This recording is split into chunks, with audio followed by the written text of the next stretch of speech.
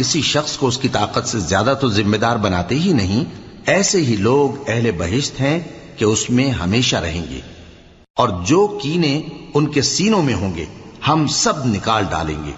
ان کے محلوں کے نیچے نہریں بہہ رہی ہوں گی، اور کہیں گے کہ اللہ کا شکر ہے جس نے ہم کو یہاں کا رستہ دکھایا، اور اگر اللہ ہم کو رستہ نہ دکھاتا تو ہم رستہ نہ پا سکتے۔